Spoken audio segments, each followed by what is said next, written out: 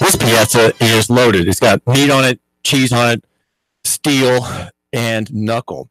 And we're talking here about the Ben Piazza fiasco, the Ben Piazza policy discretion, the use of discretion in an arrest on March the 10th, 2018, 3:30 in the morning. Something that has just now come to light, which we wonder how it took this long for the authorities in the police department. David Roddy is the chief, to understand that it has an officer whom I would not call rogue. I would just say I would call him courageous, and perhaps a little indifferent to the public sentiment. I'm thinking this morning of a story by Ernest Hemingway. It's called A Clean, Well-Lighted Place. And it is a very famous story, kind of written all in the negative. And the great villain in the piece is nothing, nada. And I come to think about that story and that title because the question is, should people like you, my listener, when you're seeing the blue lights in the back of your window very early at night, should you pull over, keep traveling, keep driving, as they say, till you get to a clean, well-lighted place like a gas station or a food store, and then stop? Because the officer who comes out probably needs to have a witness in whatever will transpire next, because there was only at the Frederico Wolfe traffic stop the cameras. There's one camera. There were two cameras that have been posted by the Times Free Press here in Southeast Tennessee, and one is a body cam from an officer showing the powerful blows that this man used with his fists, Ben Piazza, his fists upon the face of this man. And we have here a cop outbreak. Now, the cop outbreaks sometimes occur immediately when social media gets hold of something, when the people effectively get hold of a bit of news. Other times, there is, you might say, a suppressive element, a suppressive activity where the data doesn't come out because the record, the public record, is in the state's hands, in the hands of the state agents, and that would be the city of Chattanooga, the corporation, a municipal creature made by the state of Tennessee, and its agencies and departments and divisions. And here, the division serving Mayor Andy Burke had the wraps on, the box covering a lid over this story. How is it that an officer can be so bold as to use extraordinary profanity in public and then beat this man, charging at him with the most extraordinary courage and temper? If you watch the video that I think Zach Peterson brought along with his story, you'll see that this man is terrified. The man is terrified. He throws his hands up in sheer terror. And then he's given a series of conflicting commands. That police are trained to do that. It is a very disorienting process to give conflicting commands. Put your hands up. Put your hands up. Well, put your hands on the roof of the car. Well, he did all these things within a matter of seconds. 3 officers in a commercial traffic stop. Right, this is a transportation stop that is pure business. This is a business activity, regulation of business. And this man, who's evidently a commercial operator of some kind in a vehicle for hire, is assaulted. He's assaulted, and he's done nothing wrong. Now, it's almost as if the cops think he's not a businessman and he's not running a vehicle for hire, but a private citizen. Because if they really cared about the city and were mindful of the statute, which they're not, they would not treat a man in business that way, because every traffic stop is a transportation stop under the commercial statute, and they would never have dreamed of harassing and pounding upon a businessman, especially if he's black, which is the case here with Frederico Emmanuel Wolfe, is an African American. They would never have done that, but they're acting as if he's a private party, not under that statute, and they have some animus or grievance against him. That is how all 3 of them came upon this man.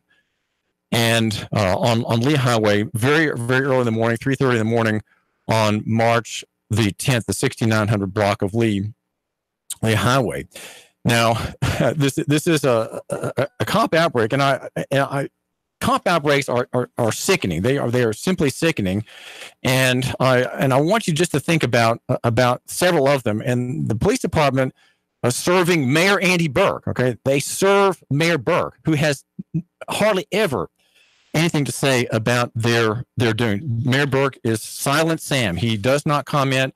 He remains above the fray in dealing with his own department. He had a quote in a Twitter message or some kind of text message. He says, any misconduct from our officers that harm these connections is unacceptable. He's saying in the first sentence that the connections that we have built between CPD and the broader Chattanooga community, as if somehow the CPD is a smaller community. Well, it's not a community. It's an organization. It's a vertically integrated military organization. Are, the mayor says, invaluable in helping us keep our streets safe. Okay, that is the mantra of safety. Any misconduct from our officers that harm these connections is unacceptable. Well, that's speaking sociologically of the work of the department with the theory of community policing.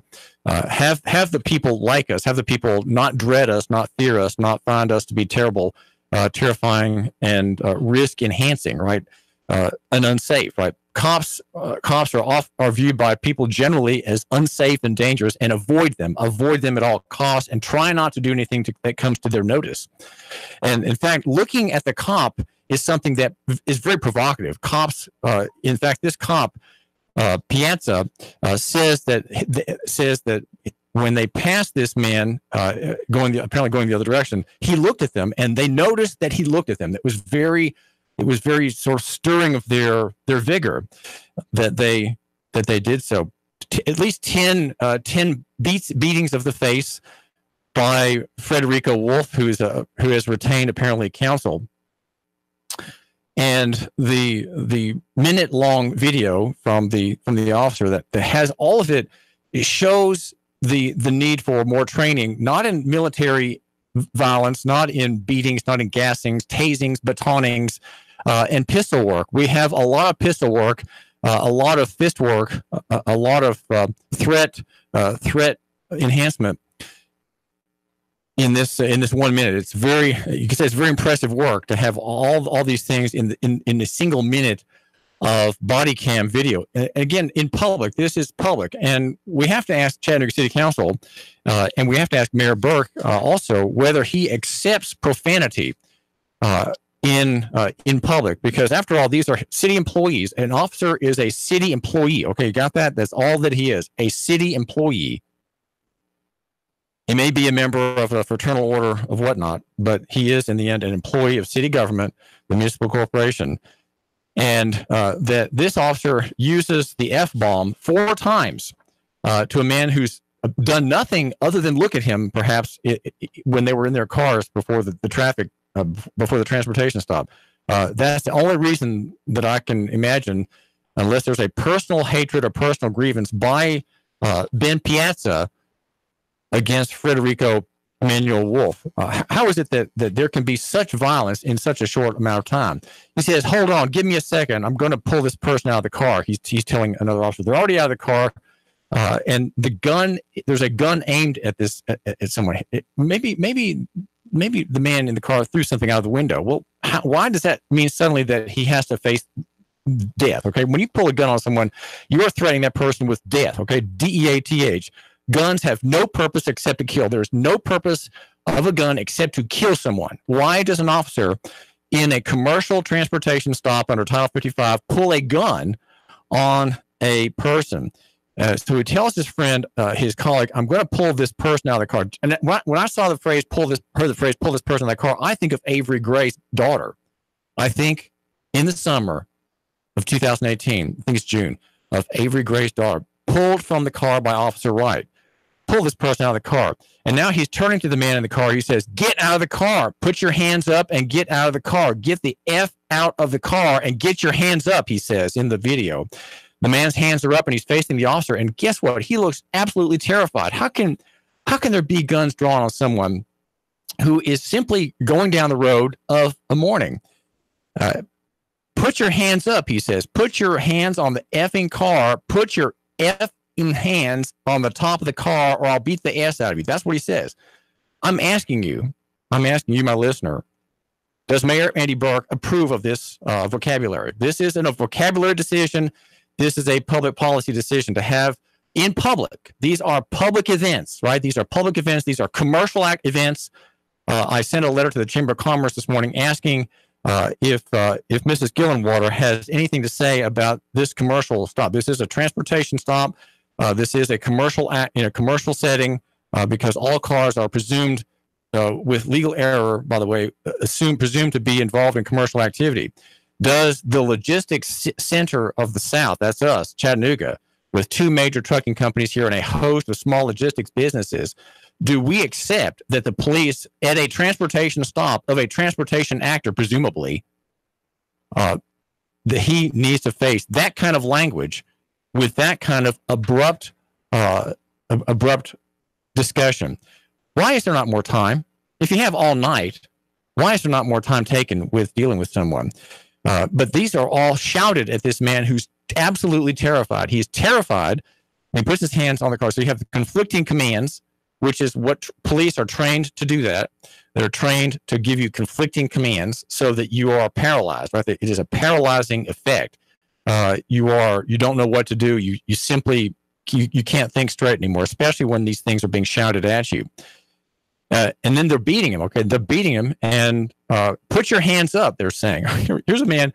And moments after the first, he's on. I think he's on the ground when they're beating him. They're saying, "Put your hands up," and then there are 3 of them. Okay, 3 cops, almost like gang members. They're almost like gang members. Okay, and one of them has his knee in the side of this citizen, and he is saying, saying, "Oh God."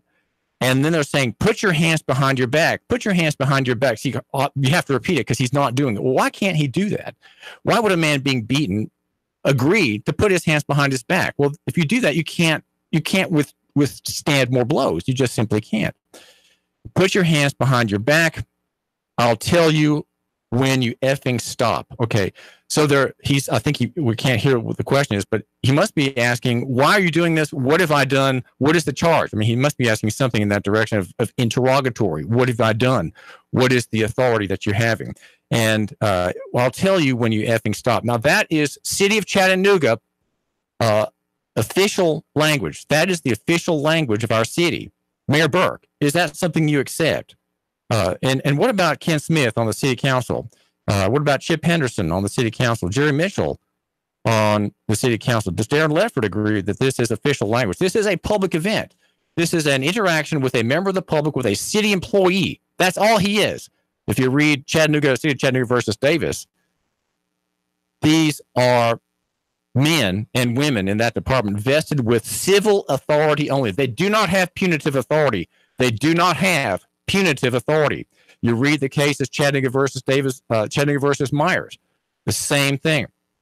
2 cases that discuss the absence of criminal authority by the municipal corporation and its employees. City of Chattanooga police officers have authority to enforce ordinances only ordinances pursuant to this very important case that is called City of Chattanooga versus Myers, and Davis is the leading case, a more recent one. And the time, the 4X of the F word used 4 times, if once was not enough. And so that's why this Piazza is loaded, okay?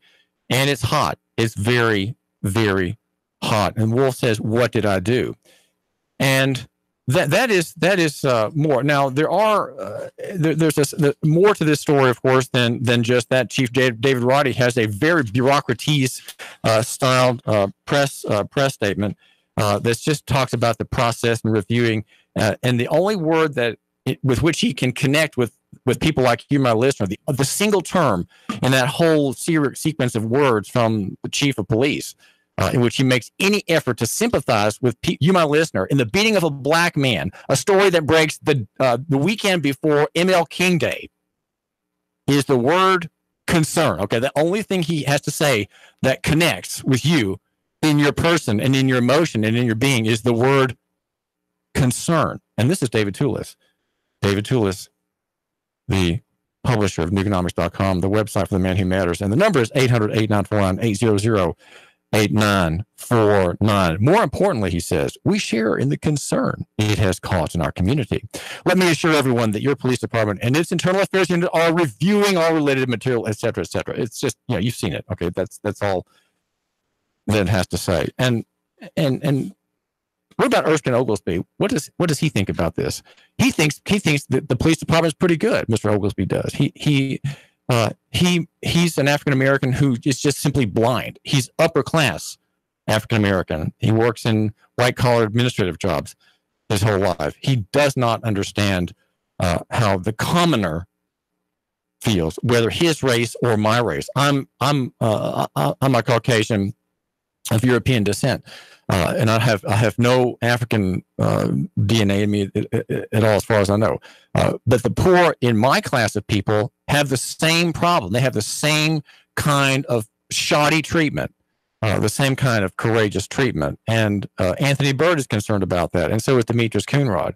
And Dr. Burrs, who is an attorney. She has a doctor of jurisprudence, a JD, and is all about making peace. Her business is about peacemaking and settling disputes outside of court. These are people you'd think would care about this, but our policy in Chattanooga is this. This is our policy.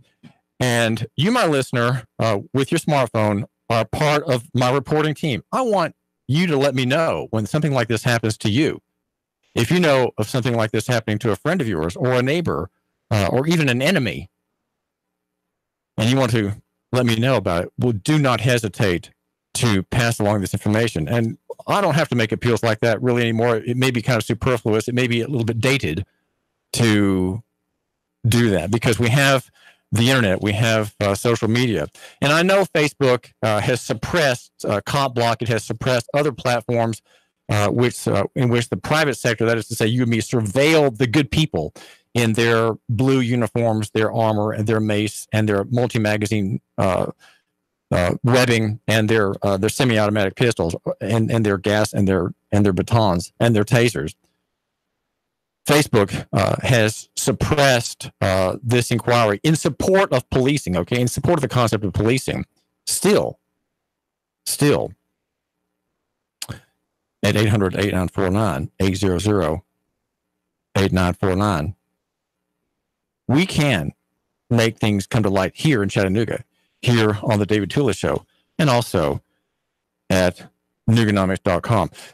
Cop outbreak is something that, in fact, I have a story kind of brewing about kind of rehearsing all of the ones that we've had here in town. And the whole thing started this summer. It really did with the abusive arrest by Officer Wright, who was involving himself in a dealing with a car lot and the repossession of a car owned by Avery Gray, and he caused a scene in a ruckus violating the statute. So there's a question there that has not been answered by the district attorney, by the chief of police. That was, I think, in June. Diana Watt, she was dragged from her car in another commercial traffic stop in just off Wilcox Boulevard. There's a story about Benjamin Dessalines, accused in an affidavit by a woman reported by the TFP, accused of sexual assault. There's the story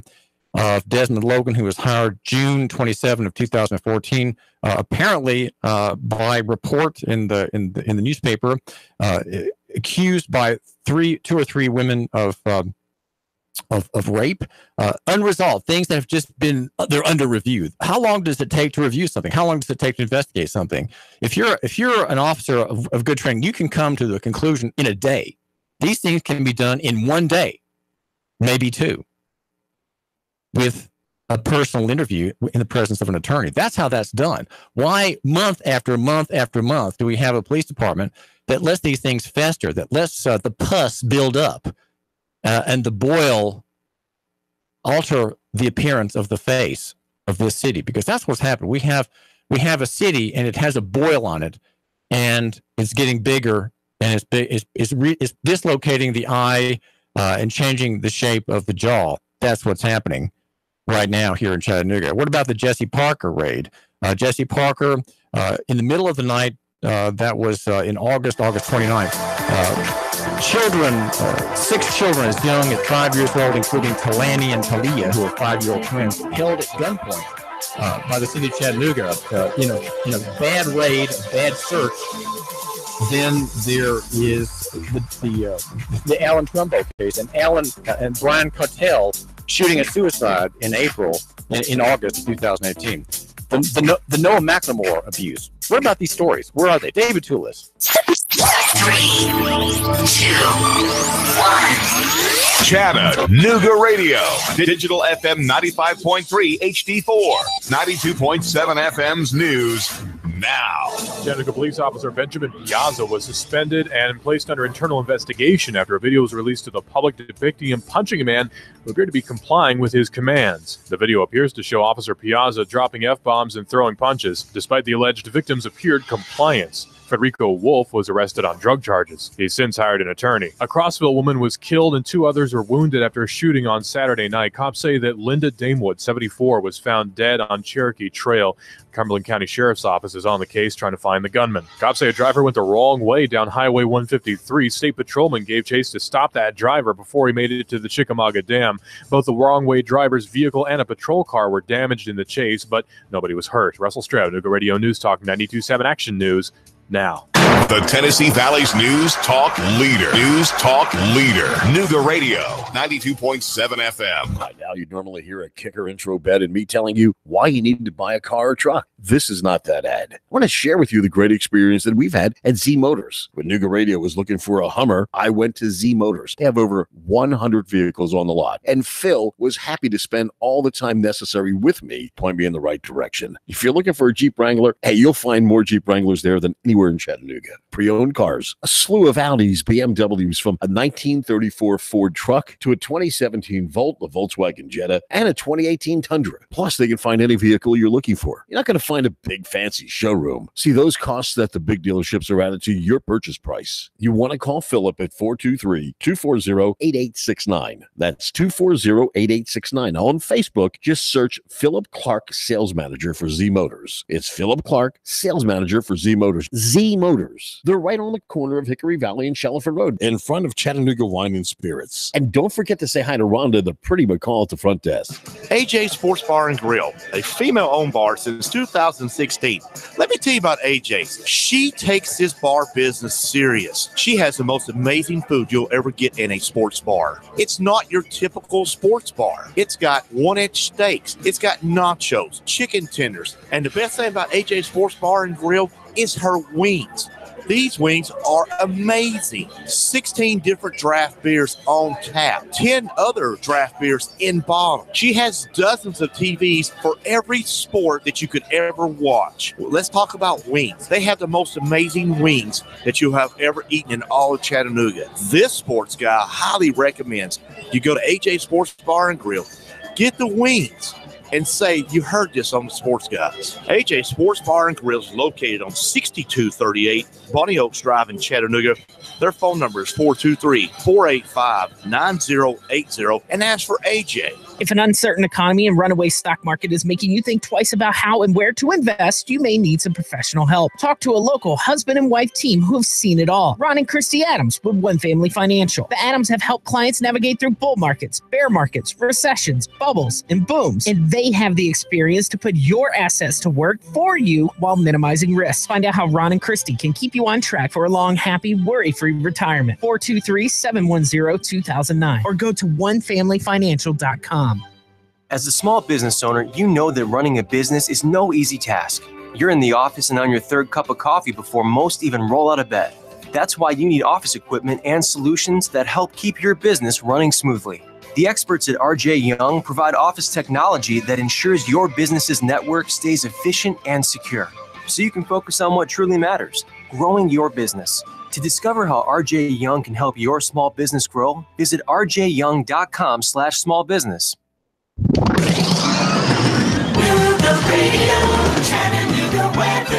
Clear and cold weather continues out there through your evening hours. Not as breezy tonight. Lows back into the lower 20s. For Tuesday, lots of morning sunshine. A little warmer for the afternoon. Highs upper 40s. Clouds will thicken tomorrow night. Some late showers with areas of rain likely through the day on Wednesday. For lunch or dinner, come to Guthrie's. Home of the original golden fried delicious chicken finger with their special world famous sauce. Open daily. Locations in Trenton, Signal Mountain, and Ringgold. Go get Guthrie's. It's always good. And I'm Storm Keen 12. She can hear all you pasture for. Nuga Radio 92.7. Now, the smartest guy with a bow tie in Chattanooga, Tennessee, David Toulis.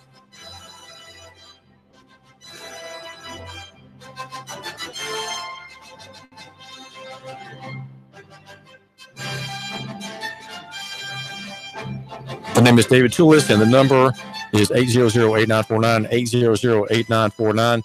We cover local economy and the free market here in Chattanooga and beyond. Love your neighbor and buy local is my slogan.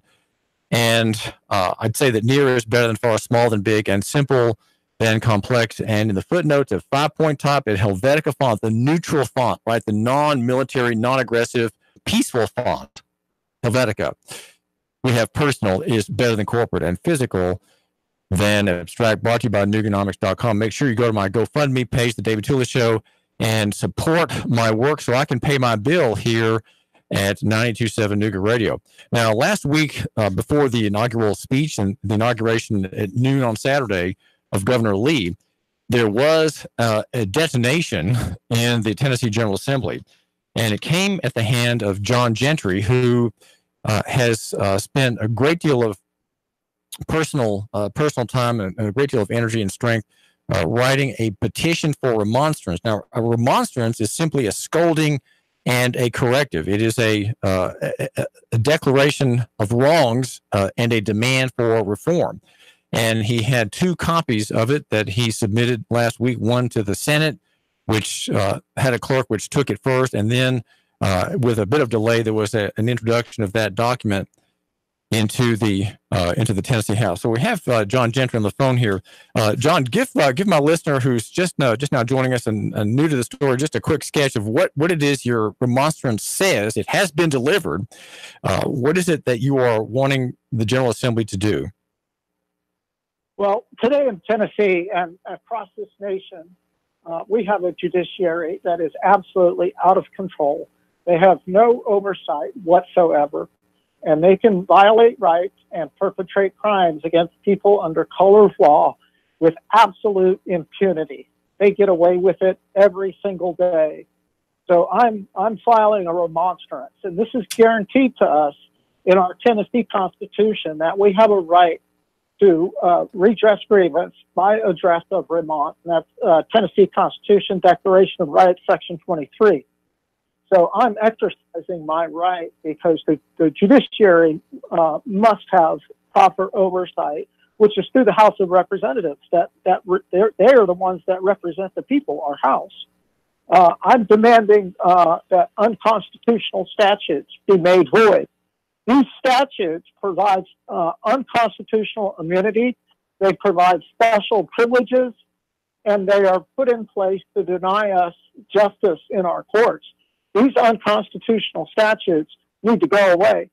And then I want to reinstitute a right of equal protection, due process in our courts for the people. And so I've asked for a number of reforms.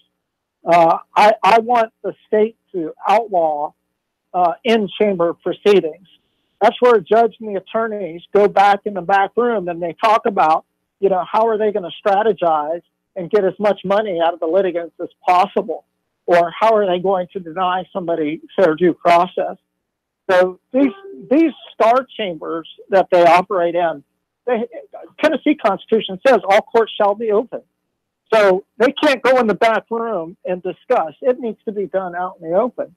And to further that, I want cameras available, or live stream audio visual in every courtroom in Tennessee made available to the public, so that you can go to a website and look up any proceeding, or you can watch it live if you want to.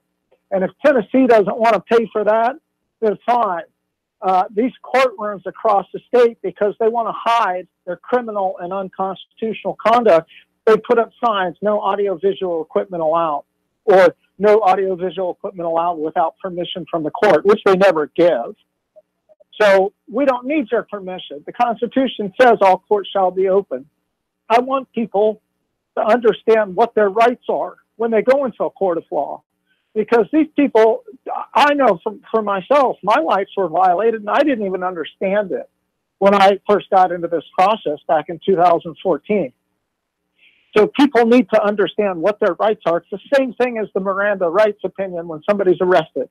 You have a right to remain silent. Anything you say can and will be used against you. This is David Tullis. You have go the ahead. right to, yeah, go ahead. Well, you just cut out on me. Just repeat that last sentence. We lost you there. Yeah, so I want people to understand what their rights are, and so I want anybody going into any kind of court proceeding, the court should hand you a piece of paper, and it should say, here's what your rights are during these proceedings. You have a right to be heard. You have a right to confront adverse witness testimony. You have a right to face adverse witness testimony and confront their testimony face to face. You have a right to present evidence. You have a right to a fair and impartial court. You have a right to a trial by jury in civil and criminal cases. And if you feel your rights are being violated, if you feel the judge is not impartial, then you can stop proceedings and stay all orders and demand trial by jury. This is guaranteed to us in our Constitution. They cannot tell me no. I want bad actor judges in the state of Tennessee. I want these guys impeached. We cannot subject the people to try their cases before judges who have committed crimes under color of law. And I think the state has to do that too. The evidence is clear. These lower court judges in the district courts and the chancery courts would not be violating rights except for the fact that they know that they can get away with it. And their crimes are being aided and abetted by the Tennessee Court of Appeals. So I'm demanding that the entire Tennessee Court of Appeals be impeached. There's oversight agencies like the Tennessee Board of Judicial Conduct and the Tennessee Board of Professional Responsibility that oversees attorneys. These agencies must be abolished. Now, I think because of my work, the Tennessee Board of Judicial Conduct is going to be sunsetted.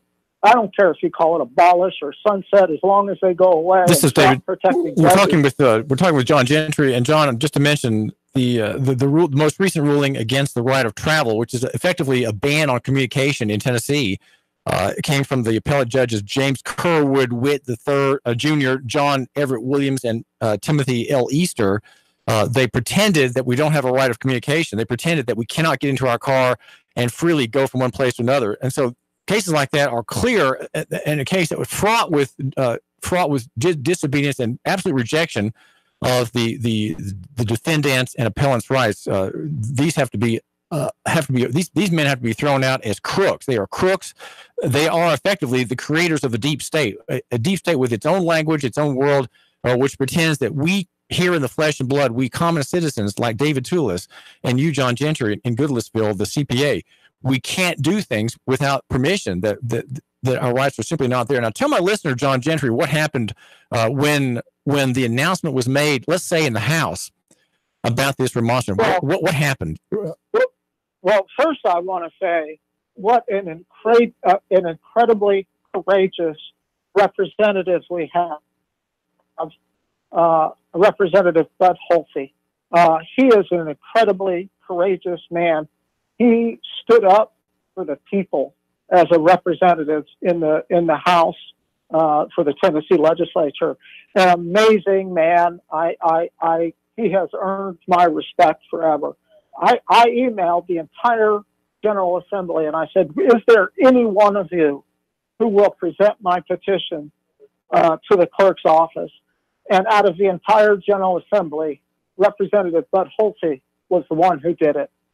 That is a man who is for the people.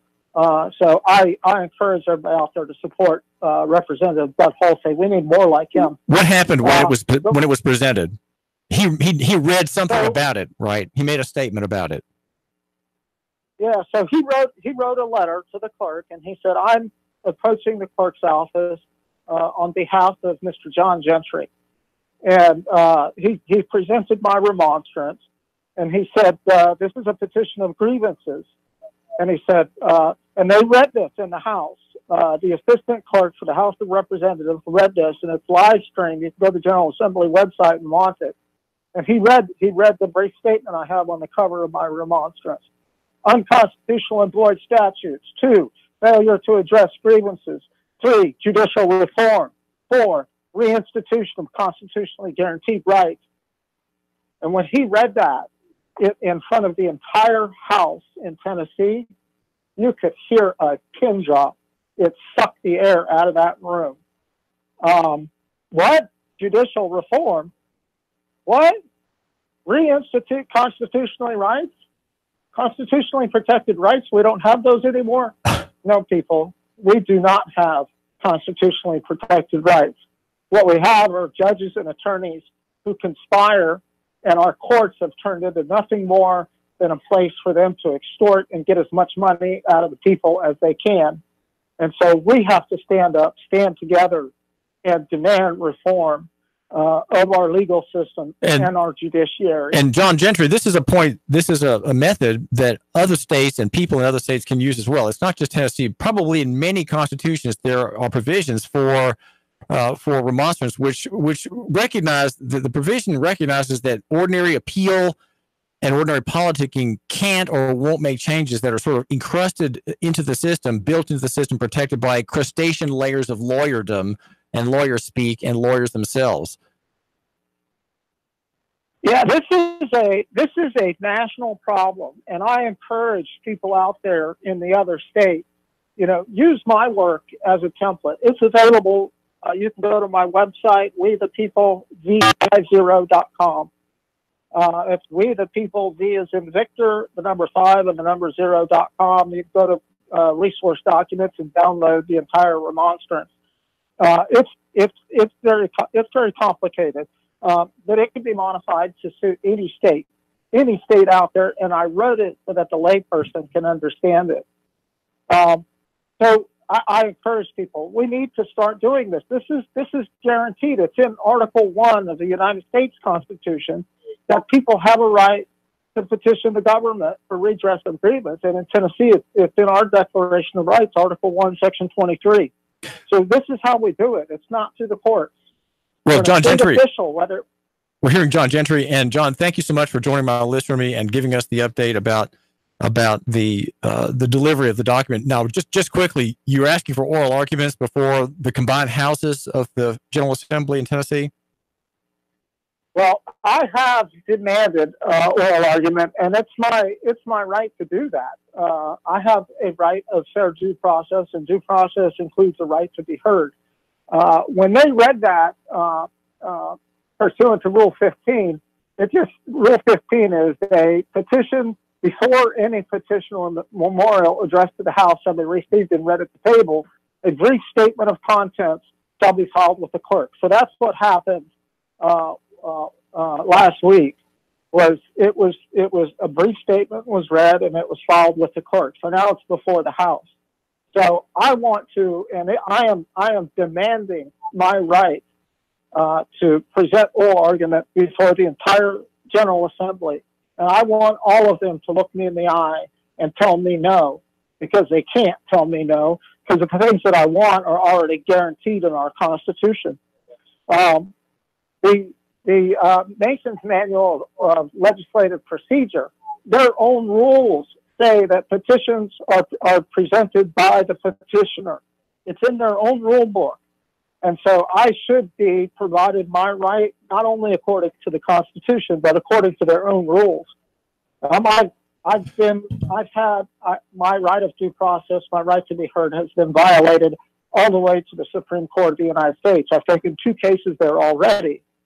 I'm hopeful that the legislature still retains some honor, which the judiciary has lost and proven over and over again in this country. John Gentry, thanks so much for joining us.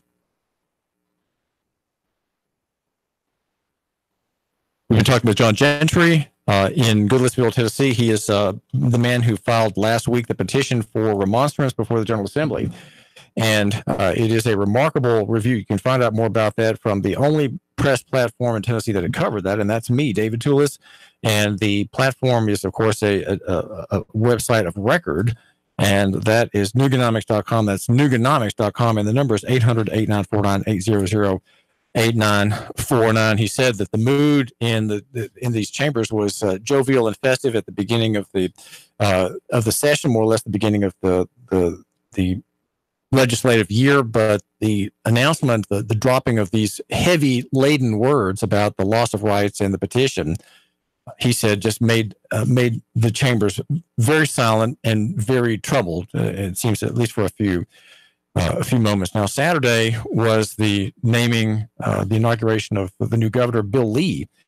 And there is a speech that he made, his inaugural speech, which I'd say had some very good points in it, but which I would have scripted perhaps differently, perhaps more with a more vigorous and less less beatific way of describing the state and his coming to the top position of power, or you could say of service, depending on how you view the governor. He is a man who intends to serve in public, but then the service is, of course, with power, with the exercise of threat and force. That's what power is. And the question is that power by the governor constrained? Is it limited by law? Or is it whimsical, personal, and outside the statute? Now, we have a problem with the former governor, Bill Haslam, and as we pointed out to him in something like a remonstrance in March the 5th, I think the date was. I sent him a notice about the limits on the statute of transportation and the continuing abuse by his people, the Tennessee Highway Patrol, of that statute against people who are not commercial users, not commercial vehicle for hire operators. And so we'll have to see if Governor Lee, when I re-present this to his administration, whether he will take notice of it, because it is a notice. And when you have notice, there is an attachment of liability. Notice changes things, right? Notice changes relationships, especially if there's not a denial or rebuttal or refutation of the content of the notice. There is a changing of the legal landscape. We have that here in Chattanooga. It already has changed. And the abusive Frederico Wolfe arrest under the hand of Ben Piazza occurred under notice. This is a traffic stop which was outside the scope of the statute. So we have a double wrong committed by that officer. And let's see if Robin Flores, who's said to be a man who cares about the people and the civic virtue, whether he will be bringing up this question about the statute and the scope. But he is an attorney, and the attorneys hold together, and attorneys claim they hover around and unify around misapplications of law together. They all do it together, and it's very hard for any one of them to say, no, this statute does not apply to that, and no, we can't enforce that statute that way, because it's outside the scope under the rules of statutory construction. Now, Bill Lee took office, and among the good things that he said is this. He said, and most of all, it happened because of the favor of God himself. In spite of our inadequacies and our weaknesses, he has been strong on our behalf. He has blessed us indeed. And as governor of Tennessee, I will daily ask him for his wisdom, guidance, and direction. And just before that, he mentions what he calls the sacrifice of men and women, and he mentions the Revolutionary War. But then he says, until today, defending and protecting the very freedoms that we enjoy today, as if somehow federal government's wars in foreign countries have anything to do with preserving our freedoms and our rights. They really have no connection whatsoever. Though in our gloss, in our sociology, we pretend that they do, whether it's the war in Iraq or other. He goes on to say, Tennesseans do want good jobs and schools, but they want safe neighborhoods too. Now, again, we have safety from a threat from two sides. One is private crime, and then the other is public crime. Public crime is what we have a great deal of in evidence here. I've not seen much in the way of private crime that's worth mentioning. But when we have a public crime, and we have a public tort by such as that against Frederico Wolfe, then we have to wonder about safe neighborhoods. And does Chattanooga need the governor's intervention? Does the governor need to assign a task force for the operation of city council and the operation of Mayor Randy Burke's office, because they seem to be negligent about their employees? He says, I believe in a limited government. Now, here is Bill Lee in his inaugural speech. You can find, I think if you just Google full text of Gov. Bill Lee's inaugural address, you'll find it. Eric Schelzig, who used to work for the AP, published it on the Hill .tnjournal.net, the Tennessee Journal. He says, I believe in a limited government that provides unlimited opportunity for we the people, I should say for us the people, for the objective case, for we the people to address the greatest challenges of our day. The truth is that most of the things that have created the greatness of Tennessee don't have very much to do with government at all. And you think of entrepreneurs, you think of small business, you think of the family across the state. That is a true statement. Our strength has always come from our people, Governor Lee says. People like those East Tennesseans who come here with hope, who work together to create this great state. And then he mentions the divisions of the state: East, Center, and East, Middle, and West. He says he believes that we unite by following the commandment to love our neighbor as yourself, to love our neighbor as yourself. Governor Bill Lee quoting the scriptures here. David Chulis. 3, 2, 1. Chattanooga Radio. Digital FM 95.3 HD4. 92.7 FM's news now. A 28-year-old Whitwell woman was killed, her small child injured when she crashed into a tree on Highway 28. Traffic investigators say Fallon Taylor was not wearing a seatbelt, her child, though, uninjured. The child was in a car seat, which most likely saved her life. She's been hospitalized, her mother pronounced dead at the scene. He was on TBI's 10 Most Wanted list. Now he's behind bars. James David Robinson, wanted on murder charges, was arrested Sunday in connection with an October 2018 murder. His alleged victim's skeletal remains were found by hunters on Benton Mountain. The remains belonging to Jacob Moore, a second suspect, was arrested earlier. And work is set to begin on Chattanooga's new electric vehicle plant this spring. The first vehicle is supposed to roll off the conveyor belt in 2022. Volkswagen announcing plans to break ground on the $800 million plant as soon as possible. Val St. John for Nooga Radio News Talk 92.7 Action News Now. Sean Hannity, weekday afternoons from 3 to 6 p.m. on Nooga Radio 92.7 FM. Nooga Radio 92.7. Nooga Radio, Chattanooga weather. Clear and cold weather continues out there through your evening hours. Not as breezy tonight. Lows back into the lower 20s. For Tuesday, lots of morning sunshine. A little warmer for the afternoon. Highs upper 40s. Clouds will thicken tomorrow night. Some late showers with areas of rain likely through the day on Wednesday. For lunch or dinner, come to Guthrie's. Home of the original golden fried delicious chicken finger with their special world famous sauce. Open daily. Locations in Trenton, Signal Mountain, and Ringgold. Go get Guthrie's. It's always good. And I'm Storm Team 12. She's here. All she's had before. Nooga Radio 92.7. Where can you find exotic surroundings, fine dining, and a taste of Italy tucked away in Chattanooga? On Highway 58, you'll find Portobello's. They serve up food just like Mama used to make, but without the extra helping of guilt. Portobello's has fresh homemade pasta and signature dishes sure to please, bringing you back for more. Just like Mama, the folks at Portobello's are always happy to see you and always happy to meet your friends. Call ahead for delicious takeout or just show up for their amazing Portobello's menu. Portobello'sChattanooga.com. Chattanooga's home for the finest Italian food.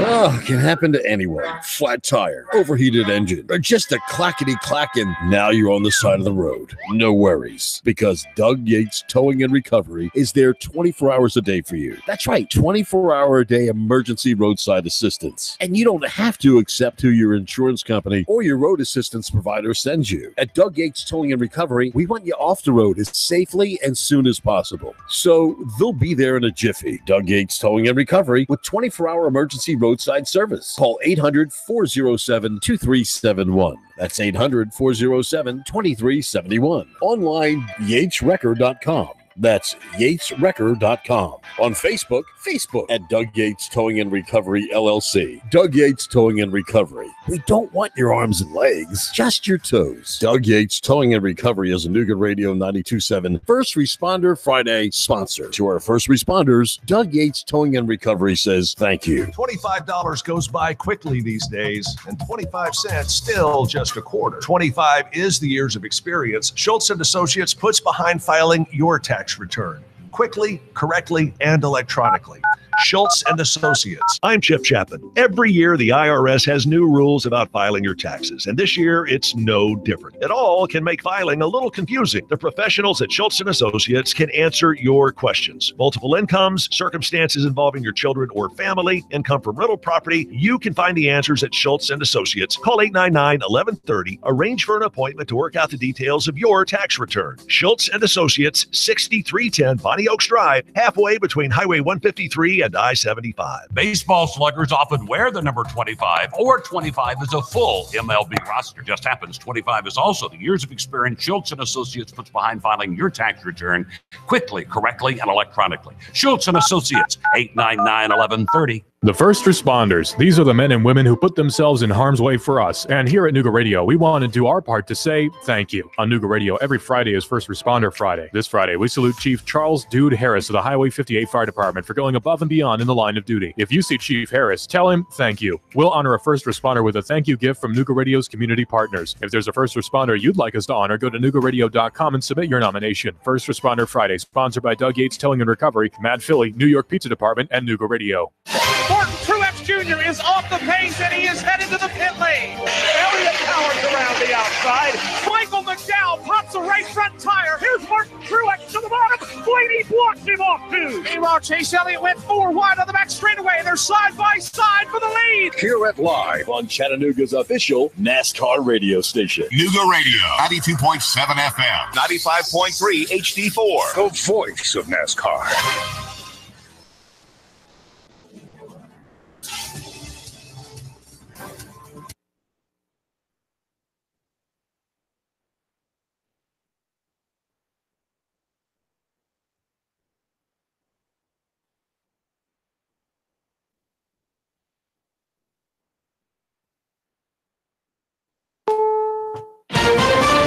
This is CBS News on the Hour, sponsored by ZipRecruiter.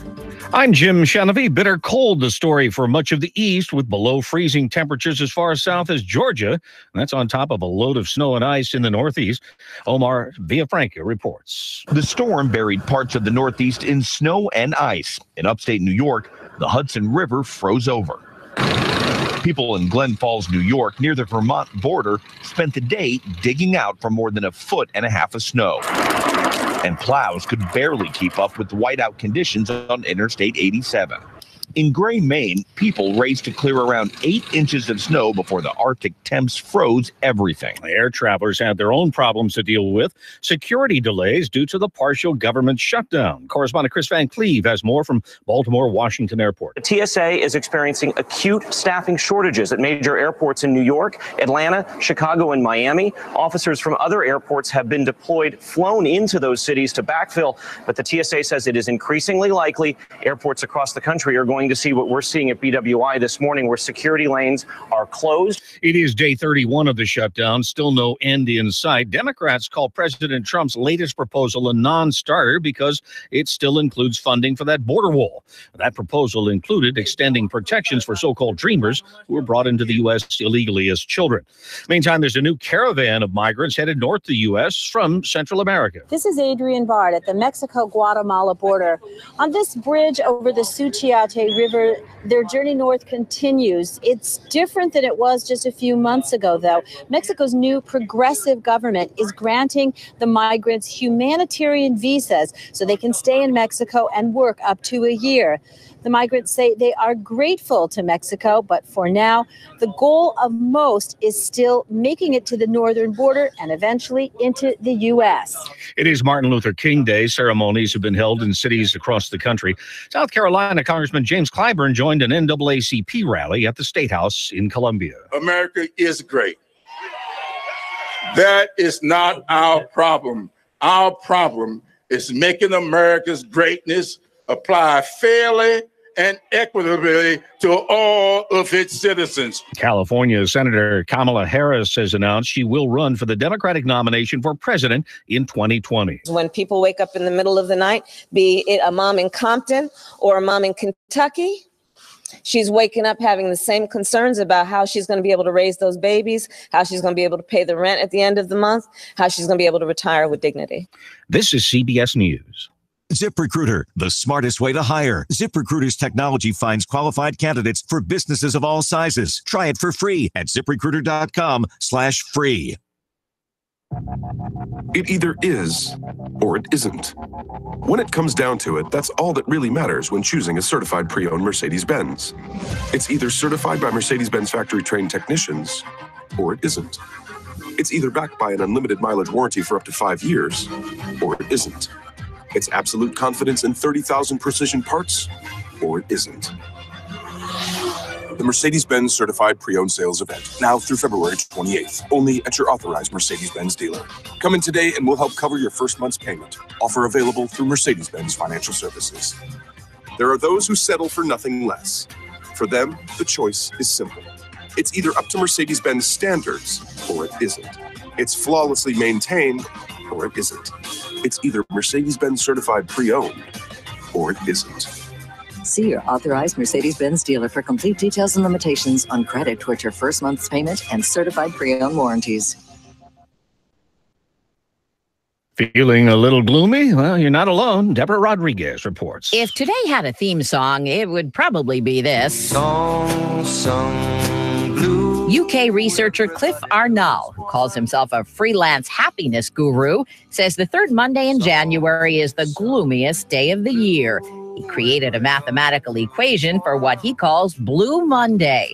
His calculation is based on the weather, debt levels, time since Christmas, and time since we blew our New Year's resolutions. Deborah Rodriguez, CBS News. Tony Mendez has died. He was a former CIA technical operations officer who played an integral part in the rescue of 6 U.S. diplomats from Iran in 1980. Mendez helped devise the plan where the diplomats were disguised as a Canadian film crew to escape the Iran hostage crisis. In the movie Argo, Mendez was portrayed by Ben Affleck.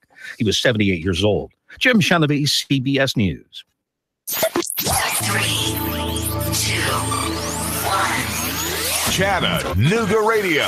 Digital FM 95.3 HD4. 92.7 FM's news now.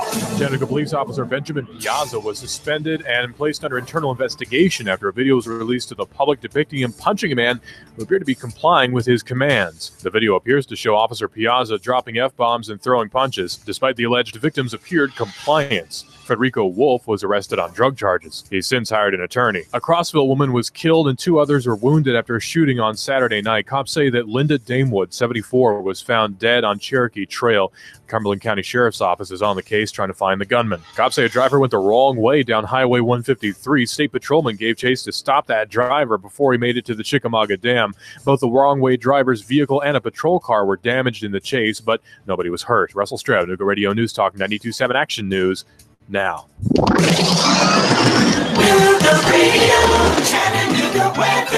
Clear and cold weather continues out there through your evening hours. Not as breezy tonight. Lows back into the lower 20s. For Tuesday, lots of morning sunshine. A little warmer for the afternoon. Highs upper 40s. Clouds will thicken tomorrow night. Some late showers with areas of rain likely through the day on Wednesday. For lunch or dinner, come to Guthrie's. Home of the original golden fried delicious chicken finger with their special world famous sauce. Open daily. Locations in Trenton, Signal Mountain, and Ringgold. Go get Guthrie's. It's always good. And I'm Storm Team 12, Chief Meteorologist Azure 4. Nooga Radio 92.7 MLS 2239. We will beat any national mortgage company's rate all day, every day, guaranteed. I'm Ben Phillips, and a financial analyst acted upon that statement and called his local mortgage company, Home Rate Mortgage, to buy his dream home.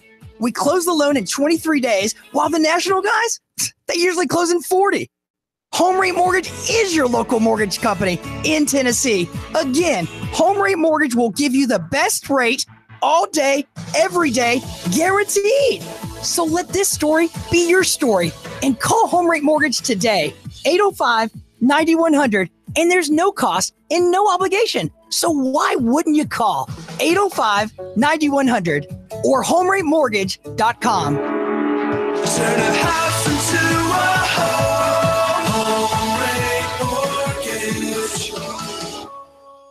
The Mad Philly Sandwich Shop on Shallowford Road across from Mountain View Service Center presents How to Speak Philadelphian and its Southern translation. Hey, forget about it. Hey, don't worry. Just shut up and eat it. Now go eat what's on your plate. Hey, Rose, did you get the shopping cart? Hey, Rose, get the buggy. The Mad Philly Sandwich Shop, just off Route 153 on Shallowford Road across from Mountain View Service Center. It's a good Philly, y'all. Mm-hmm. The station you hear everywhere. Cougar Radio 92.7. Now, the smartest guy with a bow tie in Chattanooga, Tennessee, David Toulis.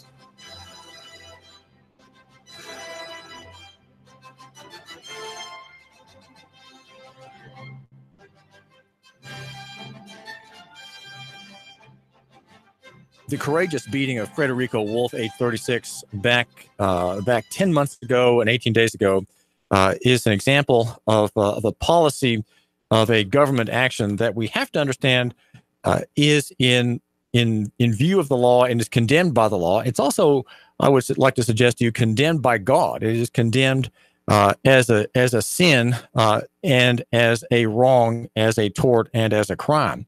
The officer in charge, as we're watching him on the video, Ben Piazza, we could say, on the other hand, is very courageous and bold, and gets in the quick work of the 4 F-bombs, the beating, all in the space of a minute. So he's a very efficient state actor. And of course, if you run a state or a corporation serving a state, you want to have efficiency. And if nothing else, Ben Piazza is a man of tremendous efficiency, beating Frederico Wolfe and then laying multiple charges against him and violating Title 55, which focuses only on commercial use. He's done that on top of all else. He has operated outside the scope of the statute, violating the notice. He's been violating transportation administrative notice here in Chattanooga, his department under notice of the limits on the statute, and David Roddy and Mayor Andy Burke with the complicity, the cheerful complicity, the dozing complicity of the city council, continuing to violate that statute. Now, is this a question of religion? Is a fair one to ask, since I've said God takes an interest in this kind of thing as injustice, right? Is a wrong and an injustice against which the prophet should declaim, against which the church should speak boldly and courageously in its defense of law, right? The church should be the defender of law, and yet all so often it's not. The reason the church doesn't care about law, that people in Chattanooga who go to church don't care about this case, they may get a rise from a tickle from watching it. They may feel a moment of anger at watching it, but they've been trained in church. They've been trained by the church itself to not care about these things because they are matters of government. In fact, we have Jerry Falwell Jr., who tells us in an interview published on the 1st of January in the Washington Post that Jesus never told Caesar how to run Rome. It's an interview about which I want to ask Joe Salant about. Joe Salant is a podcaster and a Christian activist. He is a bomb-throwing Christian reconstructionist out of Dallas. He's 38 years old, has 3 children with his wife. And at reconstructionistradio.com, he runs the X-Wing podcast. Now, Joe, tell my listener what does X-Wing mean exactly, and what are you saying on your press platform, Joe? So the X-Wing podcast, once again, it's good to be on. It's always good to be on with you, David. You always hold the ethical judicial line in the media, and it's an honor to be on the show today. The X-Wing is it's kind of a play on words because obviously X kind of stands for the cross of Christ, and then you obviously have the X-Wing fighters in Star Wars, which were the first ones to kind of fire on the collectivist orb. So it smashes the idols. The X-Wing podcast is kind of looks through political issues from a biblical perspective, from the perspective of the appeal to heaven, God's law is the foundation for righteousness and justice. and it kind of looks at the idols, the evils of the right wing and the left wing, and it fires on all of them. Because what we have in this in our country today, in our culture, is a bunch of group thinkers. So you got group thinkers on the right wing, group thinkers on the left wing, and if you're ignorant, you can never expect to be free.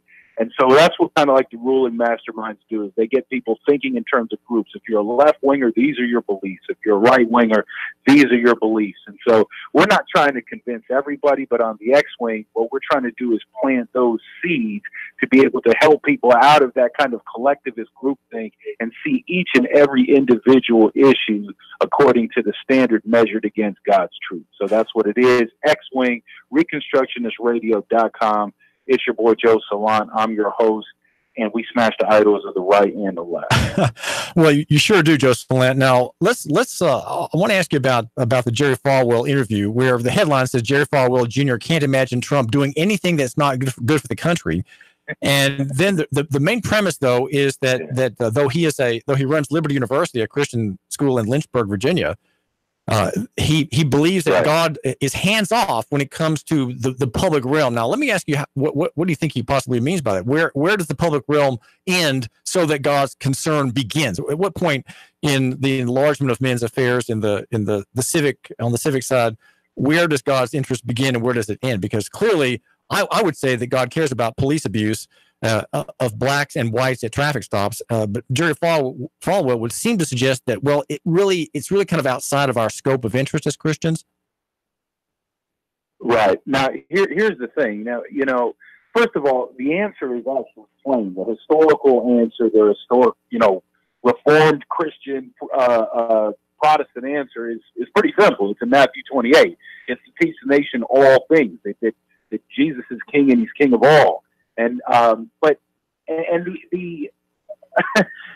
the article that Falwell has here in the Washington Post, it's easy to pick it apart and it's easy to look at it and say, wow, can you believe this ignorance, and laugh at it and look at this short-sighted, typical conservative Christian who doesn't understand the Bible and, this and that.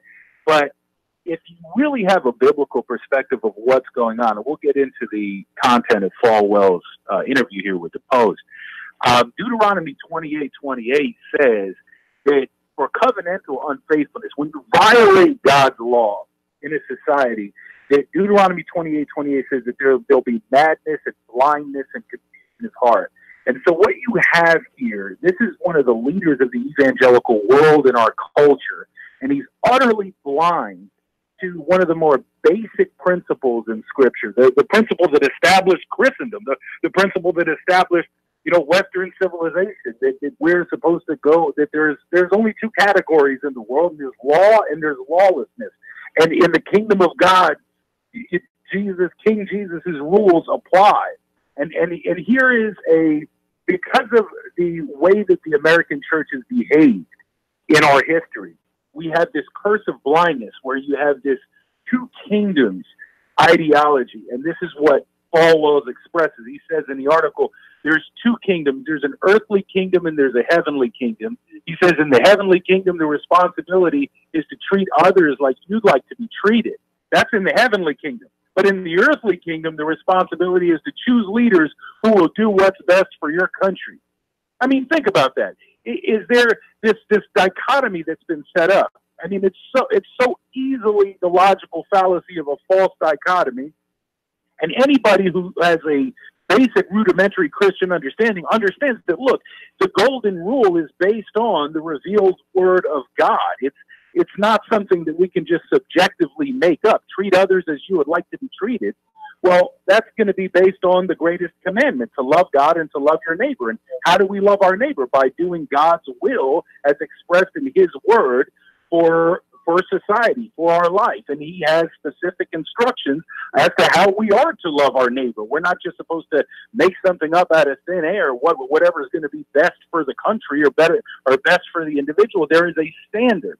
And so because of our covenantal faithlessness, because of our violations, because of the way that we have treated people in our country, especially the weaker vessels, those who could not establish justice for themselves. If you look at the black history in our country, if you look at the history that where, people who were of a marginalized percentage of the country based on an ontological factor like skin color, something like that, Christians hadn't stepped up and established justice. And just it's the simple pronouncement of Jesus: "What you do unto the least of these, you do unto me." And now, because of that, because we have that history of the church kind of not establishing justice and leaving it to society to kind of dictate or being complicit in the evil, what happens is God allows this blindness to happen. And so you have a guy who is, it's no joke at all. This might be the stupidest thing ever. Do what's best for the country outside of the will of God. This is the president of a very, very, very large Christian university and a very influential evangelical figure that is giving you the curse of blindness right out there. There's two kingdoms. There isn't two kingdoms. There's one kingdom smashing all of the other kingdoms. And the king of that kingdom is Jesus Christ. And he has a specific law for how society is supposed to operate.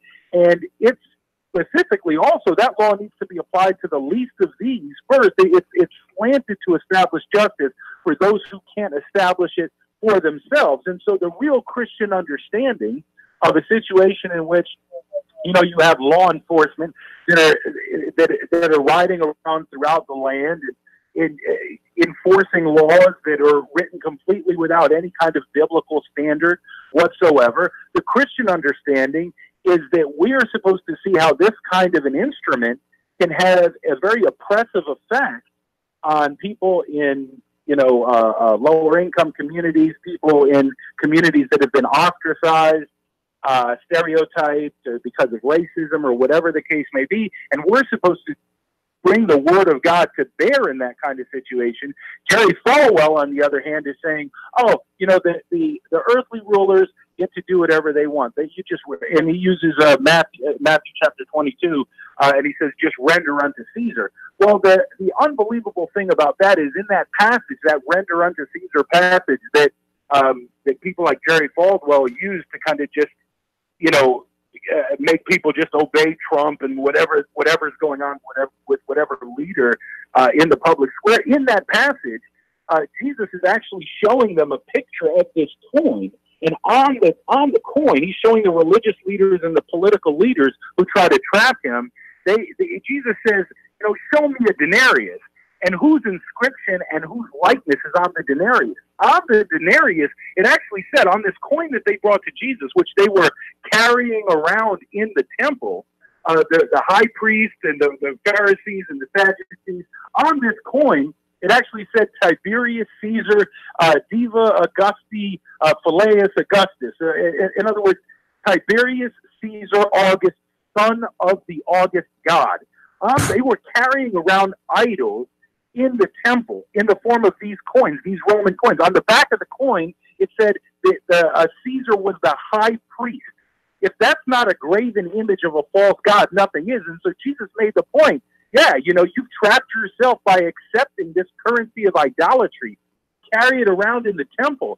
You are submitted to the Roman beast. And so, render unto Caesar what is Caesar's. You're doing it already.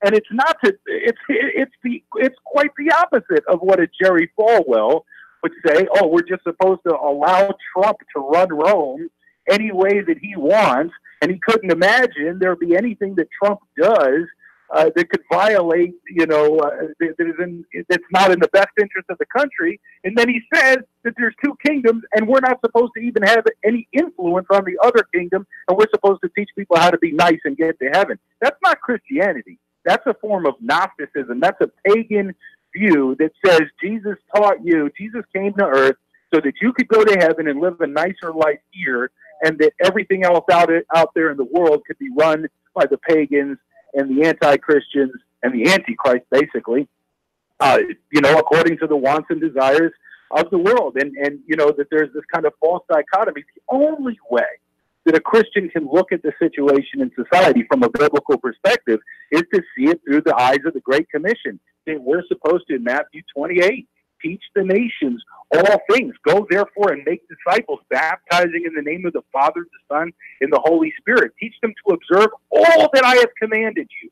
the entirety of the Bible that has not been fulfilled at the cross, not the ceremonial laws, not the laws specifically regarding to the land of Israel, things like that, but the specific instructions on how we are to live in the world, we're supposed to teach the nations to observe them because Jesus is king. Now, whether you're a Christian or not, he still is the king. There is no other king. There isn't Jesus is king for the Christian and Satan is king for the non-Christian. This is just basic Christianity. And the fact that Falwell has it so screwed up just shows that we have a God in this culture that is not Christ. And every single law is religious in nature. And the laws that say you can pull somebody over for having a green plant in their car and put them in a steel cage for $300 of stolen tax money for the pagan state, that is a religious law. It teaches a morality. It's not a Christian morality, but it teaches a morality that is an anti-God morality. It is a pagan. It is a satanic. It is a false worship. We're talking with Joe Salant. This is David Toulis. He is with Reconstructionistradio.com. That's Reconstructionistradio.com. He is a Christian bomb thrower, if you will, as are many Christian Reconstructionists. He is in charge of the X-Wing podcast, neither left-wing nor right-wing, but X-Wing, as he says. Joe Salant is in Dallas. And we're looking at the arrest this morning and the beating, the violent beating that Mayor Andy Burke will quietly accept as policy, Frederico Wolfe by Chattanooga police officer Ben Piazza. But we have in front of us, Joe Salant, the interview with the Washington Post by Jerry Falwell. So he says Jesus never told Caesar how to run Rome. You're saying that a Christian should insist on just the opposite, that indeed Caesar was under orders for the operation of Rome. So if that's the case, what would you say? What would you say that what are Jesus's orders for how to run, let's say, Chattanooga, or maybe the city where another listener may live, which may be elsewhere? What are Jesus's orders for the running of a city like Chattanooga, Joe Salant? It's very simple. It is very simple. There's two categories. There's law and there's lawlessness. Those are the only two categories that we can run a city with. And if we run it with lawlessness, we can expect the curse to come onto that city. And that curse includes, valuing of the currency, tyranny, oppression of the least in society, things like we saw in that video. It's a simple instruction. If God's law does not criminalize something, we are not allowed to criminalize it either. So God's law does not now there can be something that's a sin, but not a crime. So drug possession, for example, there's nothing in God's law. It's this simple appeal to heaven that we have in God's law. There's nothing there that says that it is a civil crime. It should be punished by the civil magistrate, drug possession or drug sales. Now, those could be sins. Those, I'm not going to tell if somebody's out there smoking crack or selling crack or something like that, that's a sin. But it doesn't necessarily mean that it should be punished by the state. So we need to look at God's law for the standard and stop thinking humanistically, stop thinking that we can make up rules as we go and be wiser than God and be able to make things safe in society without the wisdom and without the knowledge of God. Because when we go outside of that, when we go into that lawlessness, what we become is that what it says in Hegel, the philosopher out there in the humanistic portion of the Enlightenment, the state is God walking on earth.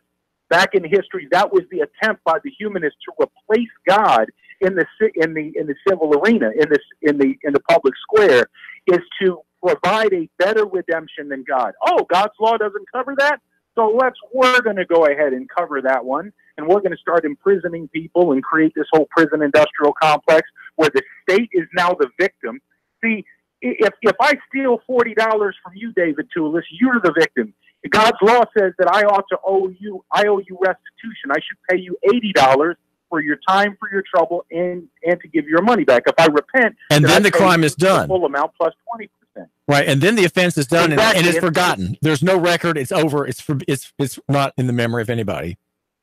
Biblically. Not only that, David Toulis. Here's the thing: if I don't have the means to pay you, then I have to figure out the means to pay you. I need to learn a trade. I need to make the victim whole. And in the process of making the victim whole, I become a productive member of society. That's God's law. The law in the state of Tennessee right now is, oh, you steal from somebody, it is the state that's the victim. You go in the cage, you learn how to be a worse criminal, and now the victim gets stolen from twice because he now gets to pay for you to stay in prison and make prison wine and smoke weed in prison. It's absolutely ridiculous. But that's what happens when you have lawlessness set up against the law of God, and you have the state as God walking on earth. This is an old humanistic concept. There's nothing new under the sun, and that's what we have. And so as a Christian, if Jerry Falwell was expressing a real Christian view, he would say there's no king but Jesus. Jesus is Lord. Overall, we're going to teach the nation all things, and we're going to smash this idol of the state as God walking on earth, making up things as they go. And the only thing Trump can do that's good for the nation is to submit to the appeal to heaven, to God's law, to Jesus as King and his revealed will in Scripture. Or if he's unwilling to do that, Joe Salant, if he's unwilling to do that, at least to submit to the bounds and chains of the Constitution, as one of the founders said. Oh, absolutely. And you know, those principles in the Constitution, they're there. You know, a lot of, look, the Constitution is there to keep the federal government in its place. However, the Constitution itself was written in such a way, I mean, the anti-federalists, the ones who oppose the Constitution in favor for the Articles of Confederation, literally every single one of their traditions has come true. This is David Toulis, and we're talking with Joe Salant. Joe, thank you so much for joining me here on the David Toulis Show. Joe Salant, thanks so much. I really appreciate it. Thanks so much, brother. Yes, awesome to talk to you as always. Great to talk to you. David Toulis here, and we are live with Joe Salant. Be right back. 3, 2, 1. Chattanooga Radio. Digital FM 95.3 HD4.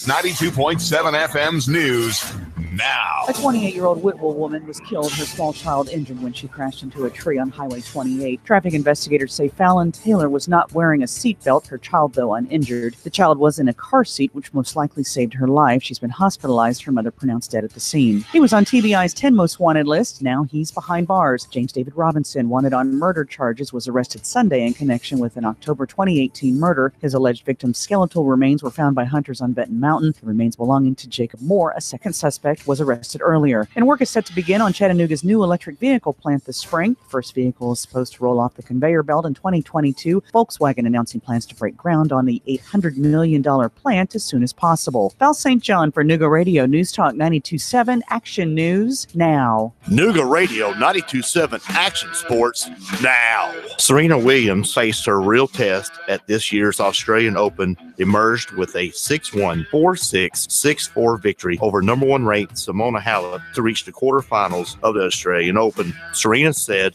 it was really an intense match and it was some incredible points. Saints head coach Sean Payton said the NFL head of officials told him they blew the call by not penalizing the Los Angeles Rams for pass interference late in the fourth quarter of Sunday's NFC Championship game. The Rams went on to win 26-23 in overtime. New England Patriots Tom Brady said he's excited as he had been in some time after Sunday's 37-31 victory over the Chiefs in the AFC Championship game, and he explained the reason for his overflowing emotion on the field. Brady said the odds were stacked against us. This Sportsman is brought to you by Apollo Hair Systems. I'm Big John Christopher, Nooga Radio 92.7 Action Sports Now. The Tennessee Valley's News Talk Leader. News Talk Leader. Nooga Radio 92.7 FM. By now you'd normally hear a kicker intro bed and me telling you why you need to buy a car or truck. This is not that ad. I want to share with you the great experience that we've had at Z Motors. When Nooga Radio was looking for a Hummer, I went to Z Motors. They have over 100 vehicles on the lot, and Phil was happy to spend all the time necessary with me, point me in the right direction. If you're looking for a Jeep Wrangler, hey, you'll find more Jeep Wranglers there than anywhere in Chattanooga. Pre-owned cars, a slew of Audis, BMWs, from a 1934 Ford truck to a 2017 Volt, a Volkswagen Volkswagen Jetta, and a 2018 Tundra. Plus, they can find any vehicle you're looking for. You're not going to find a big fancy showroom. See, those costs at the big dealerships are added to your purchase price. You want to call Philip at 423-240-8869. That's 240-8869. On Facebook, just search Philip Clark Sales Manager for Z Motors. It's Philip Clark, Sales Manager for Z Motors. Z Motors. They're right on the corner of Hickory Valley and Shellford Road in front of Chattanooga Wine and Spirits. And don't forget to say hi to Rhonda, the pretty McCall at the front desk. $25 goes by quickly these days, and 25 cents still just a quarter. 25 is the years of experience Schultz & Associates puts behind filing your tax return quickly, correctly, and electronically. Schultz & Associates. I'm Chip Chapman. Every year, the IRS has new rules about filing your taxes, and this year, it's no different. It all can make filing a little confusing. The professionals at Schultz & Associates can answer your questions. Multiple incomes, circumstances involving your children or family, income from rental property, you can find the answers at Schultz & Associates. Call 899-1130. Arrange for an appointment to work out the details of your tax return. Schultz & Associates, 6310 Bonnie Oaks Drive, halfway between Highway 153 and I-75. Baseball sluggers often wear the number 25, or 25 is a full MLB roster. Just happens 25 is also the years of experience Schultz & Associates puts behind filing your tax return quickly, correctly, and electronically. Schultz & Associates, 899-1130. If an uncertain economy and runaway stock market is making you think twice about how and where to invest, you may need some professional help. Talk to a local husband and wife team who have seen it all. Ron and Christy Adams with One Family Financial. The Adams have helped clients navigate through bull markets, bear markets, recessions, bubbles, and booms. And they have the experience to put your assets to work for you while minimizing risk. Find out how Ron and Christy can keep you on track for a long, happy, worry-free retirement. 423-710-2009 or go to onefamilyfinancial.com. As a small business owner, you know that running a business is no easy task. You're in the office and on your third cup of coffee before most even roll out of bed. That's why you need office equipment and solutions that help keep your business running smoothly. The experts at RJ Young provide office technology that ensures your business's network stays efficient and secure, so you can focus on what truly matters, growing your business. To discover how RJ Young can help your small business grow, visit rjyoung.com/smallbusiness. Nooga Radio 92.7 Action Sports now. Serena Williams faced her real test at this year's Australian Open, emerged with a 6-1, 4-6, 6-4 victory over number one ranked Simona Halep to reach the quarterfinals of the Australian Open. Serena said it was really an intense match, and it was some incredible points. Saints head coach Sean Payton said the NFL head of officials told him they blew the call by not penalizing the Los Angeles Rams for pass interference late in the fourth quarter of Sunday's NFC Championship game.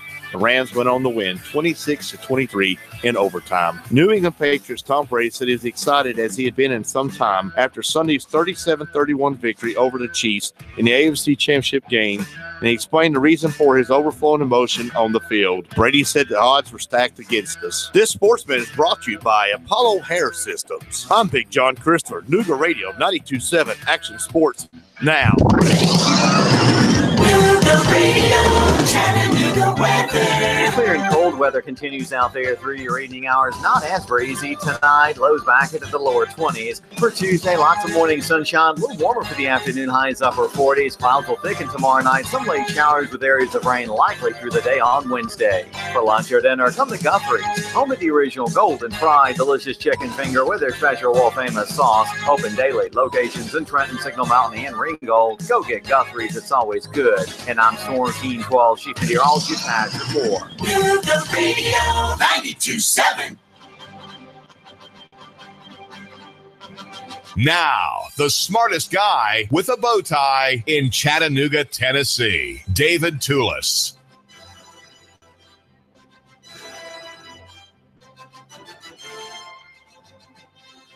Yes, David Toulis, the slow man of Chattanooga, the slow man. I had a letter that went to the spokesperson today to invite the police department on the show, and I'm very. You can tell how slow I am by the way I write this question. It says, "Trevor, my number to get on the show for you to explain the Frederico Wolfe arrest is so and so, and again the number is 800-8949. That's 800-8949. Please make sure Chief Roddy has that number." And then I said, his call would help us make the discussion today to help us celebrate ML King Day. Okay. And then here's the next paragraph. Should other people in Chattanooga be concerned about being stopped by officers in your department after dark? Should they make a point of traveling to a well-lit corner store or gas station to avoid being injured by someone impersonating a Chattanooga police officer? Respectfully yours. So this is my question for the PIO, the public information officer of the Chattanooga Police Department. Should we avoid saying anything? Should we avoid consenting in such prospective encounter? We are facing a beating. Okay, you, my listener, are facing a beating. If you're black, you have probably 5 or 6 times, 7 times the prospect of being beaten and shouted with obscenities than I am. I wear a bow tie, and I do that because bow ties tend to ward off profanities from cops. They have a different tack with me, and so I try to protect myself by kind of talismanic means of wearing a jacket and a bow tie. No, I've got Joe Salant on the phone. Joe Salant is from Reconstructionist Radio and runs a podcast. It's called the X-Wing Podcast. Not left wing, not right wing, but X wing, taking on the idols of modern Christendom, such as those erected in a recent interview by Jerry Falwell. Now, Joe, you're a Reconstructionist. You believe you're an abolitionist when it comes to the killing of the unborn. You're not pro-life. You're abolitionist, and you might say your neo-Puritan wing of Christianity has taken a very firm stand on the matter of police and policing. So what is it, tell my listener what the Reconstructionist take is on the arrest of Frederico Wolfe here in Chattanooga by Officer Ben Piazza. What is your take on the whole, on the big picture, Joe? Well, first of all, I mean, you got to get down to the foundation of it. There's, police in this country, what we know as law enforcement in this country, it started in New York City under Tammany Hall's corrupt administration that basically run around and collect revenue for the state, and all sorts of evil dealings going on there. And then in the South, of course, it was to hunt down black slaves. Before that, law enforcement was reactive in nature. It was a sheriff or marshals acting on the established precedent of a criminal who had committed a crime and it had been attested to by witnesses, and then they're going to go after a warrant has been issued by the court and bring them in to face justice. And it wasn't perfect, but that reactive system is the one that reflects the biblical law. What we have today in so-called law enforcement is lawlessness enforcement, according to the Western civilization view, because what it is, it's proactively trying to stop crimes before they start, and it's defining crimes completely apart from the standard of God. So as a Christian, we know we have the Bible, that sets the standard for how life should be lived and what the orders are for lawlessness and what a crime is and what a crime is not. And, basically, simple stuff, the 10 Commandments.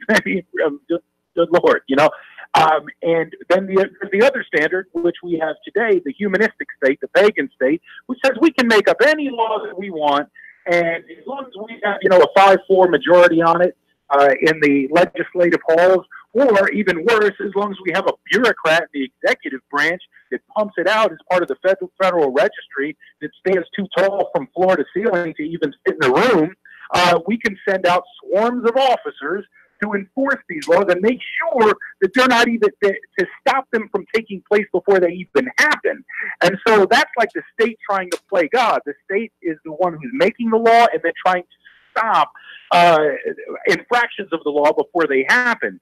And so when you have a situation like that, and then you also encourage that system by a prison industrial complex where it's $300 a day for a black man to sit in jail, or any race really, but what you'll have is you'll have the encouragement of these agents of the state, police, lawlessness enforcement, as I call them, blue ISIS, as they've been come to known in certain segments of that value freedom, basically making up rules on the spot and using untoward, immoral tactics to get somebody to give up their rights. So in this, I watched this interaction with this that took place back in March on the YouTube with this black dude who was pulled over, and he comes out with his hands up and they gang tackle him, they mob him, they start punching him in the face, and the whole violation was that he had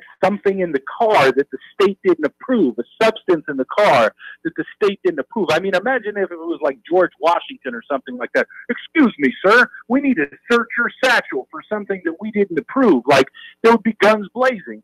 But today we live in a surf society where this guy just gets pulled over for a substance that he has in his car that's unauthorized by the state. He gets mobbed and beat up. And if you watch the long clip at the end, and I always recommend, look, if you're having interactions with police, it pretty much goes like this. When they pull over your car, it's first thing, why'd you pull me over? And then they start asking you questions. I'm not discussing my day. And they ask you more questions. Am I being detained or am I free to go? And if you're detained, I invoke the fifth, and you shut up.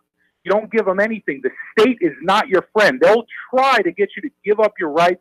They'll try to get you to incriminate yourself. They'll try to get you to testify against yourself, and they have all sorts of tricks to do so. Oh, if you're honest with us, we'll let you go. You know, all this other kind of stuff. They violate the 9th commandment. They'll lie to you.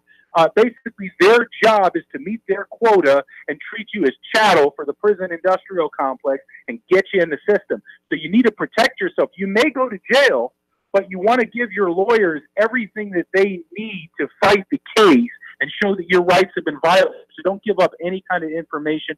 Do not speak to police. Do not answer questions at all. The state do not grant search and this lawlessness enforcement that we have to smash it. Go back to that reactive vision and only treat real criminals as real criminals and real crimes as real crimes. So, Joe Salant, you're saying that the Reformed wing of Christianity, you might say the Neo-Puritan part, which would be a Christian Reconstructionist, which is what you are, really has solutions to things such as prisons, arbitrary stops by police, warrantless searches, surveillance, these kind of things. You're saying that God himself makes those things happen as a judgment, and that if his people, his professing people in hundreds of churches in Chattanooga, if they don't care about his character and his definitions of right and wrong enough to assert those things as true, then they deserve to be under the police wheel or heel, right? Simple as that. When Jesus is rejected, you get oppressed by the king you selected. You select the king, and that king, if it's not Jesus, will oppress you. And the very selection of the lawlessness that you choose to live under is the curse and is the judgment in and of itself. That you trade your liberty for security, and you get neither. It's just, these are basic foundational principles of America that the modern conservative today knows nothing about. Right, the police state. Modern conservatives are incoherent. Yeah. Well, all right. So, Joe, what are they conserving, man? What are they conserving? You tell me what the modern American conservative is conserving. They conserve the police state. That's what they conserve. Well, I think you're right. Left-wing police state. I think the right wing is more police state than the left. The left has their kind of nanny state favor, but the left and the right together, they have a different wearing pattern. The nanny state on the right has the police uniform with the pistol and the webbing and the armor plate, and on the left it's the apron and the glass of milk. So correct, and if you feed one feeds the other. So if you give money to the nanny state, it's going to go to the police state. You give money to the police state, it's going to go to the nanny state. I mean, think about it. I mean, how dumb do you have to be to think that you're going to want the government, you're going to want the federal monster for conservative. You're supposed to be for liberty, but you want bureaucrats in the executive branch to be the final decision as to who comes in the country or not. Are you kidding me? Yeah, are you kidding me? Well, listen. I mean, that's the depth that we've sunk to today. This is David Tillis, and we're talking with Joe Salant. Joe, just quickly tell my listener how they can find you and some of your very tough analyses. You're in Bo Marinoff's tough analyses, Joe. Well, first of all, the first thing I encourage everybody to check out is to go to ReconstructionistRadio.com and go check out the Axe to the Root podcast by my man Bojidar Marinoff. It will reprogram you from the milky garbage, the bootlicking garbage that they have, the bootlicking garbage theology that they have in the churches and seminaries in our culture. Listen to the Axe to the Root podcast. There's about 80 episodes up there 1 through 80s going to be worth more than the $200,000 Master in Practical Theology that I got, and it is worth crap. Listen to Axe to the Root by my man Bo Marinoff. And when you're done with that, come check me out on the X-Wing. It's the X-Wing podcast. We smash the idols of the right and the left. My name is Joe Salant. I'm your host. I do all of my episodes Facebook Live, so you can get with me on that. It's Facebook Live on ReconstructionistRadio.com, Reconstructionist Radio Facebook. I apologize. Those are usually Sunday nights. I'll be live this distinction and smashing that distinction right there. It's pagan. This is David Toulis, and Joe, thank you so much for chatting with us. Oh, it's my honor, as always, man. Thanks for holding the line. This is David Toulis, and that's Joe Salant. Now we're talking about the violent attack on a citizen who happens to be African American. One more police outbreak against a member of a minority community. A descendant, very likely, of slaves here in the South, of Frederico Wolfe and Ben Piazza, the belligerent officer and claimant, if you will, giving him the treatment on March the 10th, 2018. We wonder why it took so long for the department to realize a moral and procedural failing of his officer. I was looking this morning at police authority and discretion in the manual ADM 25, and also another lengthy tome, Use of Force, which runs to 13 pages, and we've covered that. And I'm trying to figure out how best to allocate my resources and time for your benefit at Nuganomics.com. That's Nuganomics.com, the platform for the man who matters. Now, what about City Council? I think City Council needs to think very, very firmly. As Mrs. Gillenwater, I've urged to think this morning very firmly about this instance, one more abuse by the police outbreak. And this is a Chamber of Commerce question. So I sent a letter this morning to Christy Gillenwater about this transportation stop, because it was under the transportation statute. This is if there was an offense of speeding 12 miles over, it is at best an administrative matter under the Uniform Administrative Procedures Act, the UAPA, in Title IV. It's not a criminal matter if he's involved in transportation. It is an administrative matter at the most, and guns do not need to be drawn in administrative matters. Okay, plain and simple. Now, now the question is, the city is pretending that this was a commercial stop under the transportation statute, under vehicles and motor vehicles. That's the Title 55. And so I said to Mrs. Gillenwater, I said, well, can you tell me about the position of the chamber on abuse of people who are involved in the for-hire capacity? Because if you're using that statute, you're implying that the party you're stopping with your blue lights is involved in transportation, is a vehicle for hire, because those are the people subject to the law. And I tell her that I've put the city on notice about Title 55, saying that it can't be enforced against people not involved in transportation.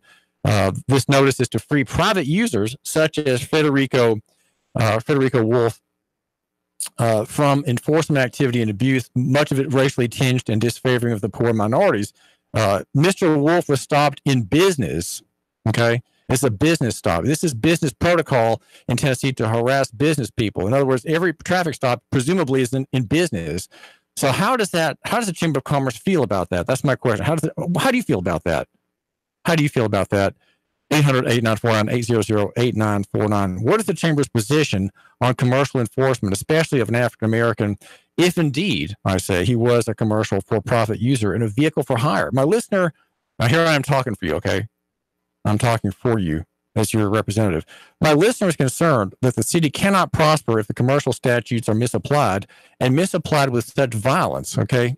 Misapplied with such violence. I would like to have the Chamber's position on commercial enforcement, especially when applied without asking the person in the car the proper question. Of course, the proper question is, sir, Mr. Is it Wolfe? Mr. Wolfe, are you involved in commercial use of this car for hire right now?